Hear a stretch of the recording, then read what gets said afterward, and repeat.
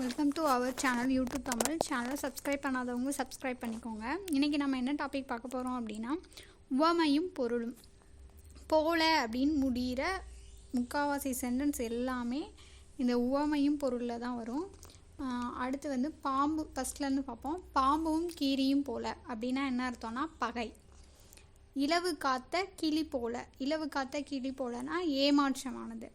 கல் பிள்ளையார் அப்படின்ற போல அப்படின்னா உறுதி அசையாமை. திருடனை தேள் கொட்டியது போல அப்படின்னா சொல்ல முடியாத வேதனை. கனி இருக்க காய் கடிந்தார் போல, தேவையற்ற செயல். அதான் கனி இருக்கையில் அதை சாப்பிட்ருக்கலாம்ல, ஏன் காயை போய் சாப்பிட்றோம் அப்படின்ற மாதிரி. வெந்த புண்ணில் வேல் பாய்ச்சுவது அப்படின்றது என்னதுன்னா வருத்தம். ஆல்ரெடி அது புண்ணாக இருக்குது, மறுபடியும் வேல் கொண்டு போய் பாய்ச்சினோன்னா. குன்றில் மேலிட்ட விளக்கு போல அப்படின்னா தெளிவாக தெரிந்தது விசாலமான, அதாவது எல்லாத்துக்கும் அப்படின்ற மாதிரி, பரந்த விரிந்த அப்படி அந்த மாதிரி ஒரு பொருள். அலையில்லா கடல் போல அப்படின்னா அமைதியாக இருக்கிறது. கிணற்று தவளை போல அப்படின்னா அறியாமை. சிவபூஜையில் கரடி போல அப்படின்னா தேவையற்ற வரவு. உள்ளங்கை நெல்லிக்கனி போல அப்படின்னா வெளிப்படையாக இருக்கிறது, அதாவது கையில் தான் நெல்லிக்கனி இருக்குல்ல, அப்போ வெளிப்படையாக இருக்கிறது. இலைமறை காய் போல அப்படின்னா அதாவது ஒன்று நேராக சொல்லாமல் ஒரு பொருளோட மறைவாக சொல்லும்போது அது மறைப்பொருள் அப்படின்னு சொல்லுவாங்க, இலைமறை காய். அகழ்வாரை தாங்கும் நிலம் போல அப்படின்னா பொறுமையாக இருக்கிறது. எப்படி பூமி பொறுமையாக இருக்கோ அது மாதிரி பொறுமையாக இருக்கிறதுக்கு தான் அகழ்வாரை தாங்கும் நிலம் போல. கடன்பட்டான் நெஞ்சம் போல அப்படின்னா கடன்பட்ட நெஞ்சம் எப்படி இருக்கும்னா ரொம்ப கலக்கமாக இருக்கும். அதனால் கடல் மடை திறந்தார் போல அப்படின்னா பெருக்கம், அப்படி பெருக்கெடுத்து ஓடுறது அந்த மாதிரி. மதில் மேல் பூனை போல அப்படின்னா அது உறுதியற்ற தன்மை. பழம் நழுவி பாலில் விழுந்தார் போல, அதாவது நம்ம ஒன்று நினச்சிருப்போம், அதை விட ஒன்று பெஸ்ட்டாக நடந்துச்சு அப்படின்னா அந்த இன்பம் இன்னும் மிகுதியாகுது, அதாவது நல்லது நடக்கும்போது. அப்போ பழம் நழுவி பாலில் விழுந்தார் போல. கிளியை வளர்த்து பூனை கையில் கொடுத்தார் போல, அதாவது கிளியை வளர்த்து பூனை கையில் கொடுத்துட்டாங்க, வேதனை அது.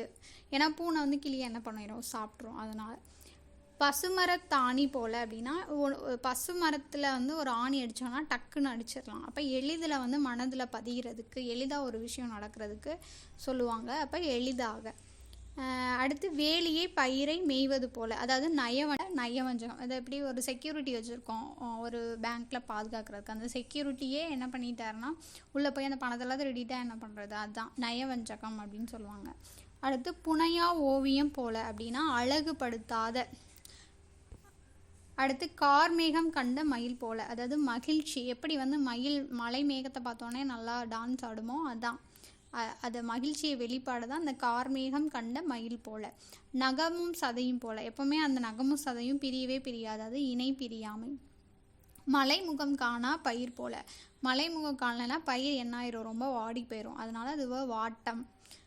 அடுத்து செம்புல பெயர் நீர் போல அப்படின்னா ஒன்று சேர்ந்ததன் காரணமாக மாறுதல். இப்போ எப்படின்னா சேரும் தண்ணியும் இருக்கும். இப்போ ஒரு சேரு, அதாவது எப்படி சொல்கிறதுனா மண்ணில் மழை தண்ணி விழும்போது அந்த மணலும் அந்த மழை தண்ணியும் சேர்ந்து ஒரு மாதிரி சகதி ஆயிரும், அதுதான் அந்த செம்புல பெயர் நீர் போல, அதாவது ஒன்றோட ஒன்று சேர்ந்ததின் காரணமாக அது மாறுறது. அனலில் பட்ட மெழுகு போல, அப்போ துன்பமாக இருக்கிறது. அனலில் பட்ட மெழுகு எப்படி உருக்கி துன்பப்படுமோ அந்த மாதிரி. அடுத்து அடியற்ற மரம் போலனா விழுதுறது, அவ்வளோதான், ஒன்றும் செய்ய முடியாது, அது விழுந்துரும் அப்படின்ற மாதிரி. அத்தி பூத்தாது போல அப்படின்னா ரொம்ப அரிய செயல் ஒன்று நடக்கும்போது சொல்லுவாங்க. சிறகிழந்த பறவை போல, அதாவது ஒரு மாதிரி கொடுமை தனிமை, அதாவது சிறகே இல்லைன்னா அந்த பறவை எப்படி இருக்கும், அது ஒரு கொடுமை தானே.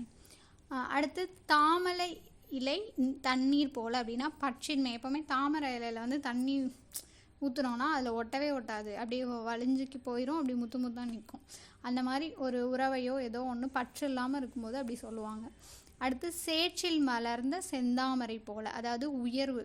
ஒரு சேத்துல ஒரு செந்தாமரை இருக்குன்னா, இப்போ நார்மலாக சேராக இருந்தால் அதை என்ன சேருன்னு சொல்லுவோம், அதுலேயே அந்த செந்தாமரை மலர் இருக்கும்போது அது ஒரு உயர்வாக பார்க்குறோம்ல, அது. ஆற்றில் கரைத்த புளி போலனா பயனின்மை. ஆற்றில் புளியை கரைச்சா யாருக்கு பயன், யாருக்குமே இல்லை. இடியோசை கேட்ட நாகம் போல, இடியோசை கேட்டுச்சுன்னா நாகம் என்ன ஆகுமா, மிருட்சி ஆகுமா, அதாவது ஒரு மாதிரி பயப்படுறது, மிருட்சி அந்த இது. இருதலை கொல்லி எறும்பு போல, அதாவது இந்த பக்கமாக அந்த பக்கமான்ற ஒரு தவிப்பு இருக்கும்ல, அது. அடுத்து பூவோடு சேர்ந்த நார் போல அப்படின்னா உயர்வு.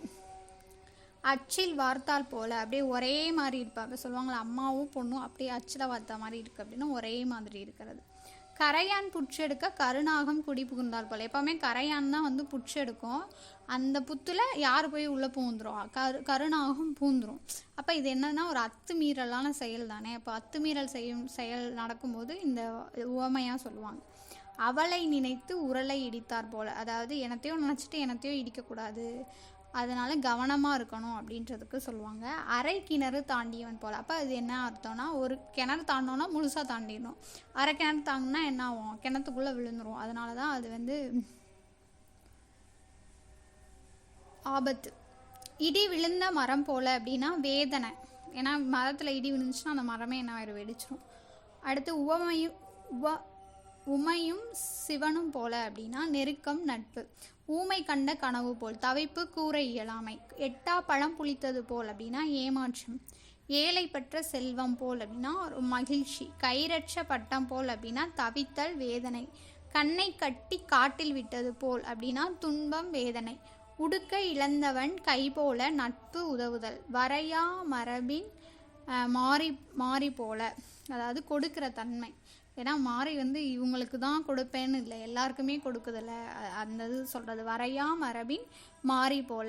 பகல் வெல்லும் கூகையை காக்கை போல், அதாவது கூகைக்கு வந்து பகலில் கண்ணு தெரியாது, காக்கை என்ன பண்ணுன்னா பகலில் தான் கூகையை வந்து வெல்லும், அப்போ எளிதில் வந்து வெற்றி கொள்ளுதல். ஒருமையுள் ஆமை போல் அப்படின்னா என்ன, அடக்கம். பாறாங்கல் மீது விழும் மழை நீர் போல், எப்படி வேறும் சிதறி போயிடும். அழகுக்கு அழகு செய்வது போலனா மேன்மை. இஞ்சி தின்ற குரங்கு போல் துன்பம் வேதனை. நம்ம இதில் இஞ்சி தின்ற குரங்கு போல் திருன்னு முழிக்காது அப்படி சொல்லுவாங்க. உடம்பும் உயிரும் போலனா ஒற்றுமை நெருக்கம் நட்பு. ஊசியும் நூலும் போல அப்படின்னா நெருக்கம் உறவு. எலியும் பூனையும் போல் அப்படின்னா பகை விரதம். எரிகின்ற நெருப்பில் எண்ணெய் ஊற்றினார் போல அப்படின்னா வேதனையை வந்து தூண்டுறது. அந்த ஆல்ரெடி பார்த்தோம்ல, வெந்த புண்ணில் வேலை பாய்ச்சுறது, அது ரெண்டுக்குமே ஒரே மீனிங் தான் வரும். ஒரு நாள் கூத்திற்கு மீசை சிரைத்தார் போல், அதாவது ஒரு நாள் கூத்துக்கு என்ன பண்ணிடுவாங்க, ஏதாவது ஒன்று நம்ம ரொம்ப பெருசாக செய்யும்போது அது வந்து ஒரு வெகுளித்தனம் அறியாமையாக இருக்கும். அடுத்து வந்து சுதந்திர பறவை போல, மகிழ்ச்சி ஆனந்தம். கடலில் கரைத்த பெருங்காயம் போல, பயனற்றது. ஆல்ரெடி நம்ம பார்த்தோம்னா ஆற்றில் கரைத்த புலி போல், அதுவும் இதுவும் ஒரே மாதிரி. குன்று முட்டிய பறவை குருவி போல அப்படின்னா அது வந்து முட்டிட்டு, அது வந்து வேதனை துன்பம் தன் சக்திக்கு மீறிய செயல். இவ்வளோதான் பறக்க முடியும்னு இருக்கும்போது இதுக்கு மேலே பறந்து அது ஏதாவது ஆகுறது. அடுத்து குட்டி போட்ட பூனை போல் அப்படின்னா பதட்டமாக இருக்கும். சாயம் போன சேலை போல் அப்படின்னா பயனின்மை, அதை எதுவும் செய்ய முடியாது. சூரியன் கண்ட பனி போல், ஏன்னா பனி சூரியன் வந்துச்சுன்னா பனி என்னவாயிரும், காணாமல் போயிடும். மறைவு ஓட்டம். காட்டாற்று ஊர் போல், அதாவது காற்றாற்று வெள்ளம் வந்து ஊர் போல், அப்போ என்ன ஆயிடுச்சு, அழிவு நாசம் ஆயிடுச்சு. கிணறு வெட்ட பூதம் பிறந்தது போல், அதாவது எதிர்பாரா விளைவு அதிர்ச்சி. ஓகே, இது உங்களுக்கு யூஸ்ஃபுல்லாக இருக்கும்னு நினைக்கிறேன்.